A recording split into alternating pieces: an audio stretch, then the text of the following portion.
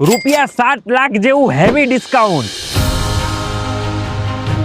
Ahmedabad real estate માર્કેટમાં 1 જુલાઈ પછી 5% થી 25% સુધીનો ભાવ વધારો લાગુ પડ્યો છે અને જે બાકી પ્રોજેક્ટો હતા તેમાં રથયાત્રા પછી ભાવ વધારો લાગુ પડ્યો છે, પણ અમારા પ્રોજેક્ટમાં અમારી ઓફર કન્ટિન્યુ છે।